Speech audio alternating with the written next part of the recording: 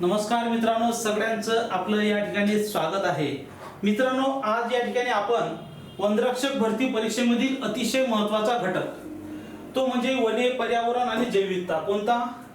वने, पर्यावरण आणि जैविकता हा जो घटक आहे, या घटकाचा आपण आज काय कोणते महत्त्वाचे यातील टॉपिक आहे आणि या विषयाचा अभ्यास कसा करावा, या विषयाचं किती महत्त्व आहे आणि हा विषय तुमचं सिलेक्शन कसं सिलेक्ट करतो या विषयावरच तुमचं सिलेक्शन या ठिकाणी अवलंबून आहे। तर याचं डिटेल्स मित्रांनो या ठिकाणी आपण अभ्यास करणार आहे, ज्याच्यामध्ये वने, वन्यजीव हा शब्द या ठिकाणी सुद्धा आहे। वने, वन्यजीव, पर्यावरण, जैविकता, हवामान आणि पर्यावरण संतुलन। तर मित्रांनो, सुरू करूया या व्हिडिओला। तत्पूर्वी तुम्हाला जर मित्रांनो या ठिकाणी वनरक्षक भरतीचा टेलिग्राम ग्रुप जॉईन करायचा असेल किंवा व्हॉट्सअप ग्रुप जॉईन करायचा असेल, तर तुम्ही @VANRAKSHAK टेलिग्रामला जाऊन वनरक्षक_chat असं सर्च करायचं आहे, किंवा याची लिंक डिस्क्रिप्शन बॉक्समध्ये सुद्धा मी टेलिग्रामची दिलेली आहे, की तिथे जाऊन तुम्ही जवळपास 5-6 हजार आपले स्टुडंट त्या ठिकाणी आहेत, की जेथे नेहमीच अपडेट्स, काही महत्त्वाच्या नोट्स, काही महत्त्वाचे MCQ त्या ठिकाणी आपण घेत असतो, ते तुम्हाला जाऊन मिळू शकतात। आणि याच ग्रुपवर मी आता वनरक्षकचे आपले व्हॉट्सअप ग्रुप काही असतील तर त्याच्या लिंक सुद्धा टाकणार आहे, म्हणजे तिथे जाऊन तुम्हाला सर्व ग्रुप जॉईन करता येतील। तर मित्रांनो, आपण याची माहिती या ठिकाणी पाहणार आहे। तत्पूर्वी मित्रांनो, या ठिकाणी तुम्ही अजूनही अभ्यासाला सुरुवात केली नसेल तर तुम्ही अभ्यासाला सुरुवात करायची आहे। तर मित्रांनो, ही या ठिकाणी आपली नोट्सची PDF आहे। ही PDF तुम्ही पाहू शकता। यामध्ये कोणकोणते महत्त्वाचे टॉपिक्स आहेत, या टॉपिकचा तुम्हाला अभ्यास करायचा आहे। तर हे टॉपिक तुमच्या समोर 3 भागामध्ये विभाजन केलेले आहे। एक आहे वने व वन्यजीव, दुसरा टॉपिक आहे जैवविविधता, आणि तिसरा जो टॉपिक आहे त्याचं नाव या ठिकाणी आहे हवामान आणि पर्यावरण संतुलन। पर्यावरण संतुलन हे महत्त्वाचे 3 टॉपिक या ठिकाणी आहेत। तर या 3 टॉपिकचे एकूण 32 सब टॉपिक आपण या ठिकाणी काय तुम्हाला अभ्यास करायचा आहे। तर या 32 टॉपिक पैकी 32 प्रश्न तुम्हाला येत नाही। साधारणतः तुमच्या जीके मध्ये कमीत कमी 30 पैकी 12 ते 15 प्रश्न तुम्हाला या टॉपिकवर येत असतात। किती? 12 ते 15 प्रश्न या टॉपिकवर येत असतात। त्यामुळे हे टॉपिक तुमच्यासाठी किती महत्त्वाचे आहेत हे तुम्ही या ठिकाणी जाणू शकता। तर बघा, यातील पहिला जो टॉपिक आहे तो आहे भारतातील तुम्हाला अभयारण्य, भारतातील प्राणी जीवाचा अभ्यास करायचा आहे। दुसरा टॉपिक या ठिकाणी महाराष्ट्रामध्ये कोणकोणते अभयारण्य आहेत, कोणकोणते प्राणी राहतात त्याचा अभ्यास करायचा आहे। महाराष्ट्रातील राष्ट्रीय उद्यानाचा अभ्यास करायचा आहे। भारतातील सुद्धा राष्ट्रीय उद्यानाचा अभ्यास करायचा आहे, की जे प्रसिद्ध, उदाहरणार्थ काझीरंगा राष्ट्रीय उद्यान कुठे आहे? आसाम मध्ये विचारतात प्रश्न, तुम्हाला त्याचा सुद्धा अभ्यास करायचा आहे। नंतर या ठिकाणी व्याघ्र प्रकल्प महाराष्ट्रातले असो की भारतातील असो, सगळ्या व्याघ्र प्रकल्पाचा तुम्हाला अभ्यास करायचा आहे।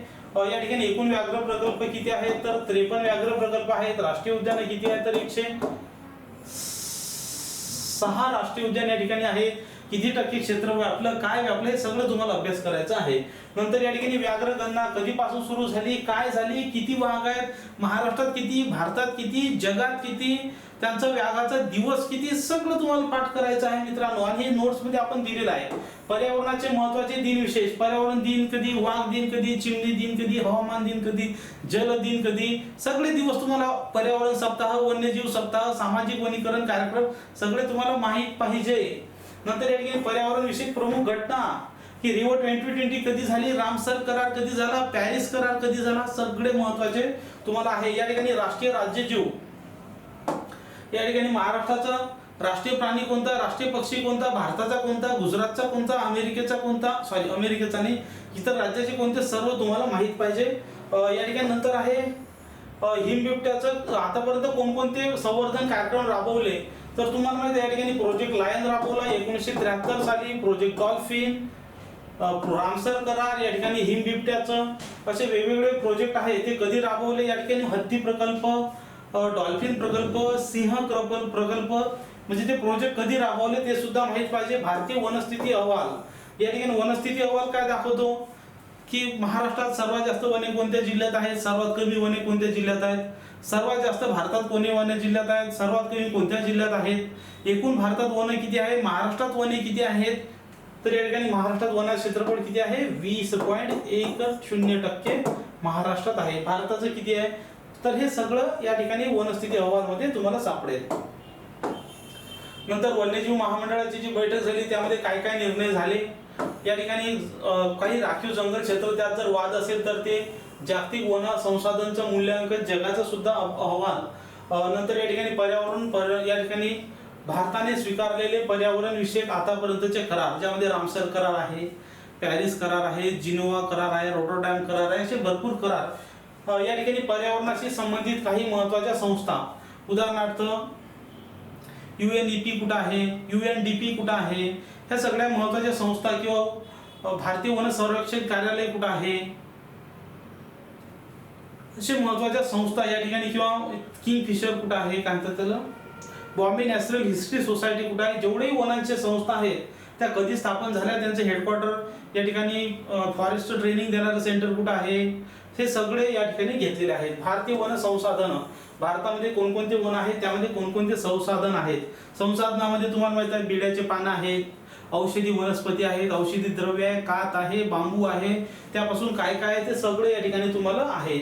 वन संवर्धनाचे महत्त्वाचे कार्यक्रम, याच्यामध्ये वन संवर्धन मध्ये काय, सामाजिक वनीकरण वगैरे वगैरे सगळे जे विषय आहेत ते, योजना कधी सुरू झाल्या, हप्ते कधी झाले, सप्ताह कधी झाले ते आहे. नंतर वन उत्पादन, वनापासून आपल्याला आतापर्यंत काय काय उत्पादन झालेले आहेत.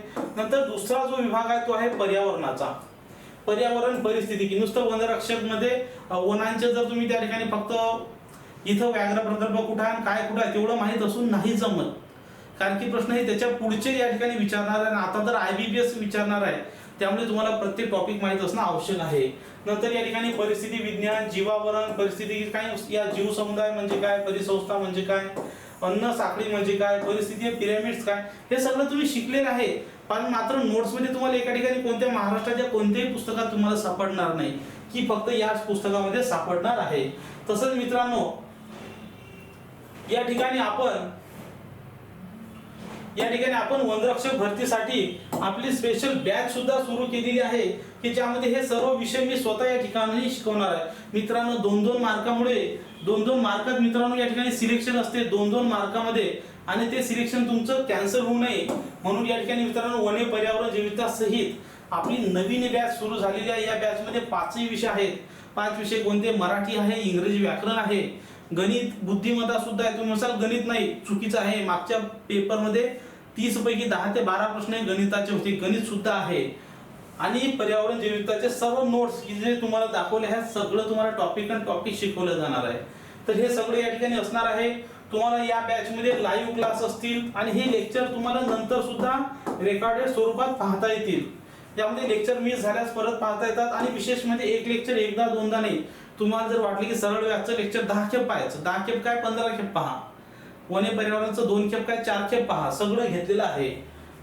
तर मित्रांनो लाईव्ह बॅच आहे, रेकॉर्डेड आहे. किंवा ज्या विद्यार्थ्यांनी या ठिकाणी लाईव्ह रेकॉर्डेड नसतील पाहिजे, ज्यांना फक्त टेस्ट सिरीज पाहिजे, तर त्यांच्यासाठी टेस्ट सिरीज सुद्धा या ठिकाणी न्यू पॅटर्न नुसार आहे. 200 रुपयामध्ये एकूण 30 टेस्ट असतील, ज्यामध्ये काही टॉपिक टेस्ट असतील, काही या ठिकाणी पॅटर्न टेस्ट आहेत, काही नुसतं वने पर्यावरणच्याच टेस्ट असतील.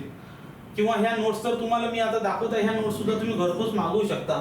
आता याच्यासाठी तुम्हाला माझा नंबर माहित असणं आवश्यक आहे. तर मित्रांनो माझा नंबर मी तुम्हाला देतोय 80 10 45 77 60. या नंबरवर तुम्हाला ह्या टेस्ट सिरीज पाहिजे असतील, नोट्स पाहिजे असतील, फोन पे नंबर, गुगल पे नंबर हाच आहे. किंवा तुम्ही अधिक चौकशी याच्यावर व्हॉट्सअपवर करू शकता डिटेल्स माहिती पाठवून.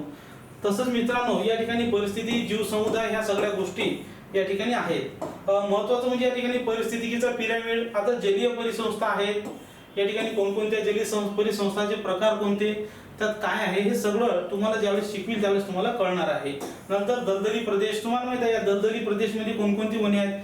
त्या ठिकाणी कांदळ वने आहेत, सुंदरी वने आहेत, तिथले कोणकोणते वृक्ष आहेत ते सुद्धा आपल्याला माहित पाहिजे. खारफुटीची वने, भूस्थित परिसंस्था कशा आहेत, त्यांचे वर्गीकरण कोणकोणते आहेत.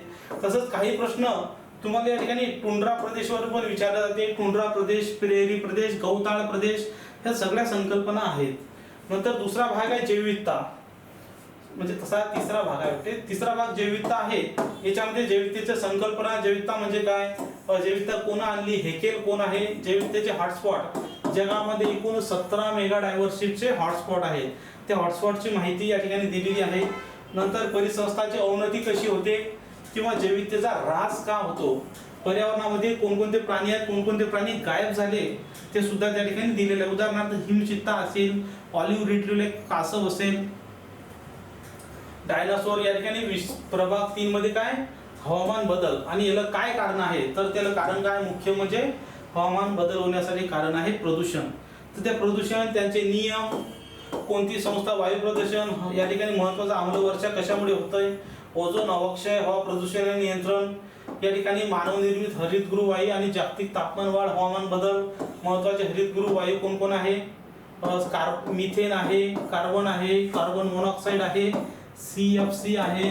असे या ठिकाणी वेगवेगळे संयुक्त राष्ट्रसंघाचे महत्त्वाचे संघटना, जागतिक तापमान वाढीचे परिणाम, क्योटो करार, कार्बन सिंक्स, पर्यावरणाशी महत्त्वाच्या असणाऱ्या काही आंतरराष्ट्रीय संस्था, या सगळ्या या ठिकाणी जल प्रदूषण, जल संवर्धनाचे कार्यक्रम, प्रदूषण, राष्ट्रीय नदी संवर्धन योजना, ध्वनी प्रदूषण, पर्यावरण विषयक समस्या आणि या ठिकाणी राष्ट्रीय हरित न्यायालय, सागर तटीय क्षेत्र, असे सगळे महत्त्वाचे 32 घटक या ठिकाणी आपण घेतलेले आहेत.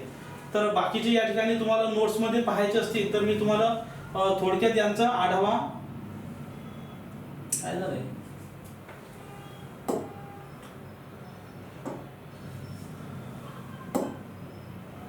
तर तुम्हाला बापरे खूप मोठा झाला.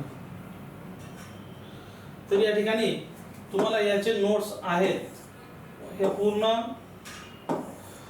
महाराष्ट्रातले सगळ्या विषयाचे वन लाइनर प्रश्न या ठिकाणी आपण काय नोट्स मध्ये टाकलेले आहेत. सगळे तुम्ही बघू शकता. एवढं टोटल सर्व दाखवणं शक्य नाही. बघा या ठिकाणी कोणकोणते महाराष्ट्रात वन्यजीवन आहेत, कोणते राष्ट्रीय उद्यान आहेत, सगळं आपण या ठिकाणी पूर्ण जिल्ह्यानुसार, विभागानुसार सर्व या ठिकाणी टाकलेले आहेत, ज्यामध्ये तुम्हाला या सगळ्या गोष्टीचा अभ्यास करायचा आहे की कोणता व्याघ्र प्रकल्प, त्याचा इतिहास, कशामुळे व्याघ्र प्रकल्पाची सुरुवात झाली, कोणता जिल्हा आहे, काय जिल्हा आहे, सगळ्या गोष्टी या ठिकाणी, व्याघ्र गणना कधी आले, काय आले, सर्व महत्त्वाचे दिनविशेष सुद्धा आपण या ठिकाणी घेतलेले आहेत. महत्त्वाच्या संस्था, वन धोरण कधी स्थापन झालं, ही संस्था कधी झाली, ती संस्था कधी झाली, या ठिकाणी हे जे आहे राष्ट्रीयचे जीव, भारताचा राष्ट्रीय जीव कोणता आहे, राष्ट्रीय प्राणी, पक्षी, जलीय प्राणी, वारसा प्राणी, फूल, फळ, वृक्ष, अशा सगळ्या गोष्टी.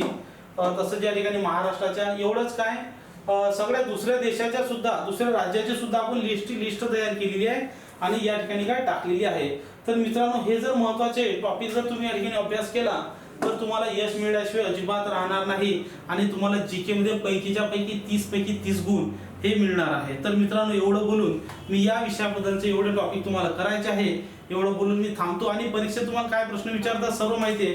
हे अभयारण्य कुठं आहे, ते अभयारण्य कुठं आहे, ते अभयारण्य कुठं आहे, कोणता प्राणी नष्ट झाला, या ठिकाणी आयुष्यांची स्थापना कधी केली, जल दिन कधी, वन दिन कधी, हवामान दिन कधी, व्याघ्र दिन कधी, सगळ्या गोष्टी या ठिकाणी तुम्हाला भारतातील रामसर क्षेत्र वगैरे वगैरे सर्व तुम्हाला माहिती आहे की हे सगळे विचारले जातात. वनस्थिती अहवालमध्ये कधी झालंय, काय झालं, महाराष्ट्रातलं वनक्षेत्र किती आहे, भारतातलं 7,12,000, देशाच्या किती टक्के आहे, महाराष्ट्रात किती आहे.